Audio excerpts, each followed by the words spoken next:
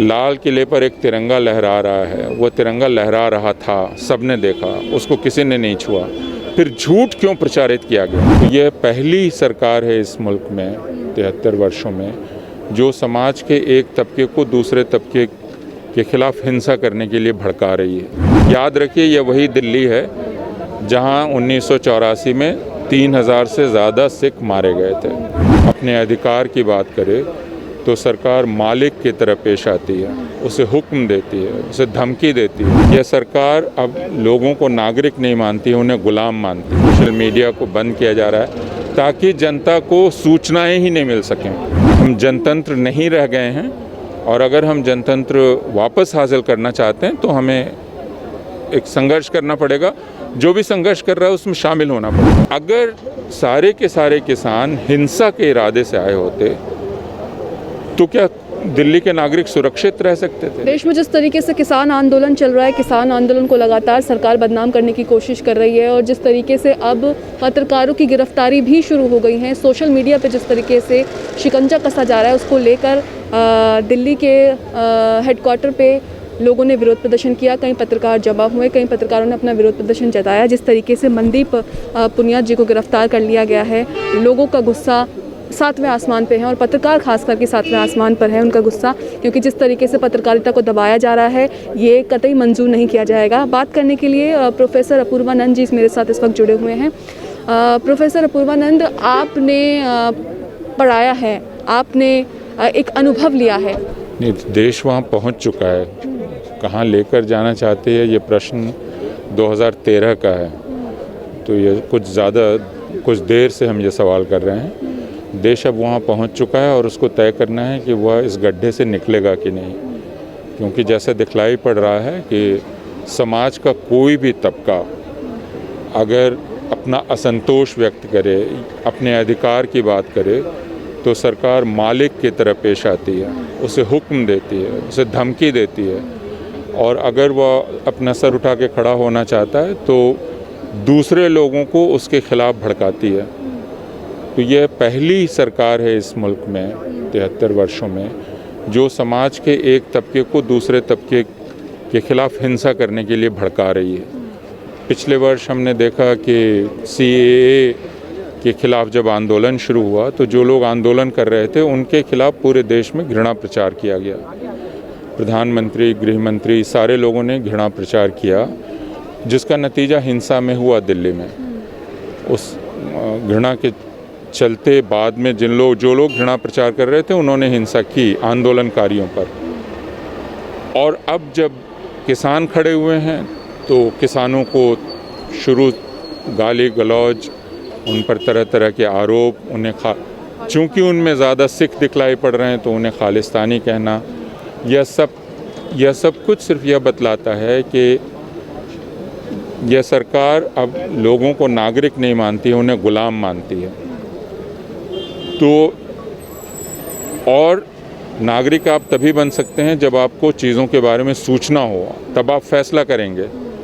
लेकिन सूचना देने वालों को ही कहीं मुंह अगर बंद कर दिया जाए, जो आप लोग हैं, और अभी सूचना देने का काम यानी रिपोर्टिंग का काम मुख्य धारा का मीडिया नहीं कर रहा है, वो सिर्फ एक ओपिनियन, एक विचार का प्रचार कर रहा है जो कि सरकार का विचार है। तो यह काम तो वे लोग कर रहे हैं जो स्वतंत्र पत्रकार हैं, जिनके पास एक छोटा सा कैमरा है या मोबाइल है। लेकिन अब इन्हीं छोटे पत्रकारों को तो इसलिए अब इनको निशाना बनाया जा रहा है, सोशल मीडिया को बंद किया जा रहा है ताकि जनता को सूचनाएं ही नहीं मिल सकें। जब वो सूचना नहीं मिलेगी तो वो फैसला नहीं करेगी और एक तरफा प्रचार ही एकमात्र विचार होगा।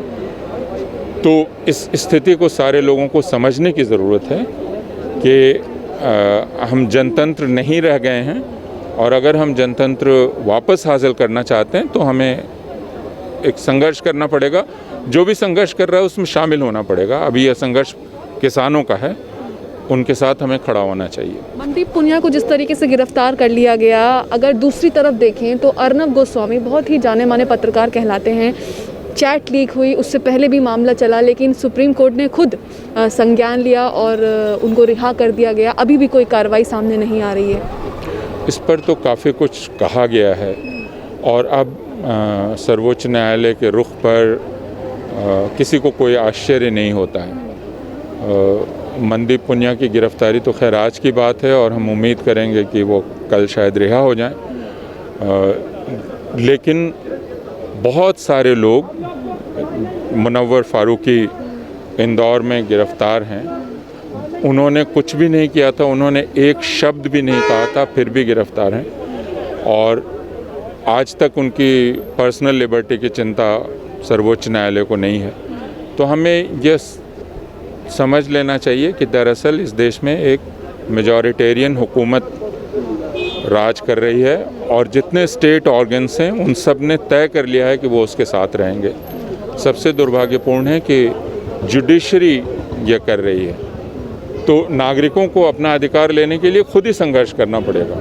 लेकिन सर, जिस तरीके से हमने देखा कि किसान आंदोलन को लेकर जन में जो है जन आंदोलन जो है वो बन गया था और लोगों की जो संभावनाएं थी, लोगों की जो इंटेंशंस थी, इमोशंस थे, वो उनके साथ जुड़ गए थे। लेकिन 26 जनवरी के बाद ये सब जो देखने को मिला, सारा असर जो है वो उल्टा हो गया। लोग किसानों को ही गलत समझने लगे।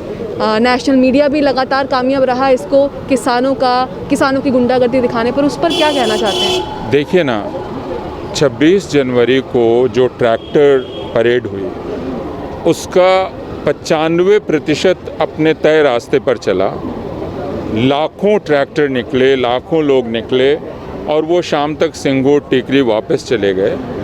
अगर यह हिंसा तय की हुई होती तो क्या 26 जनवरी के बाद दिल्ली वैसी ही रहती जैसी थी, है ना? और दिल्ली और जो पुलिस थी वह उसकी संख्या ट्रैक्टरों के सामने और किसानों की संख्या के सामने बहुत कम थी। तो अगर सारे के सारे किसान हिंसा के इरादे से आए होते तो क्या दिल्ली के नागरिक सुरक्षित रह सकते थे? लेकिन हमने यह भी दृश्य देखे जो मुख्यधारा के मीडिया ने नहीं दिखाया। और अब उसको मुख्यधारा क्यों कहें? क्योंकि मुझे लग रहा है मुख्यधारा आप सारे लोग हैं कि लोग फूल बरसा रहे थे, पानी पिला रहे थे, ये दिल्ली के लोग ही कर रहे थे। तो अगर किसान हिंसक होते, आतंकवादी होते तो उनका ऐसा स्वागत क्यों होता, कैसे होता? यह तो समझने की बात है। लाल किले में जो हुआ वो गलत हुआ, वो तय नहीं था, इसलिए नहीं किया जाना चाहिए था ना। ITO पर जो लोग पहुँचे, चूँकि वह तय नहीं था, नहीं किया जाना चाहिए था। लेकिन वो दो घटनाएं सबसे बड़ी हैं, या 99% ट्रैक्टर परेड और सिर्फ दिल्ली में नहीं 40 से ज़्यादा शहरों में हुआ और कहीं से किसी भी तरह की वारदात की कोई खबर नहीं आई।